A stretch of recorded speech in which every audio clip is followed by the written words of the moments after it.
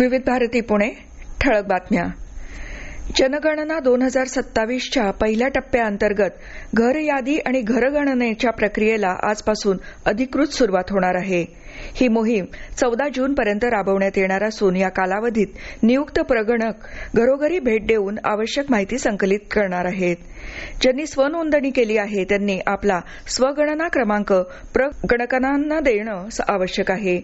नागरिकांनी अचूक, संपूर्ण आणि योग्य माहिती देऊन सहकार्य करावं असं आवाहन करण्यात आलं आहे.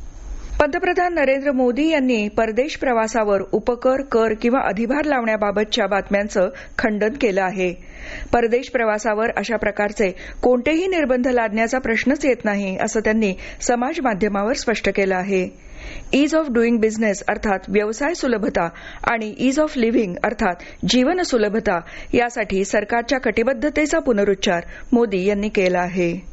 आज राष्ट्रीय डेंग्यू प्रतिबंध दिन आहे. या वर्षाची संकल्पना डेंग्यू नियंत्रणासाठी जनसहभाग, तपासा, स्वच्छ करा आणि पाणी झाकून ठेवा अशी आहे. केंद्रीय आरोग्य आणि कुटुंब कल्याण मंत्री जे.पी. नड्डा यांनी नागरिकांना डेंग्यू प्रतिबंधाबाबत जागृती निर्माण करण्यासाठी तसंच परिसर स्वच्छ आणि सुरक्षित राखण्यासाठी एकजुटीनं पुढे येण्याचं आवाहन केलं आहे.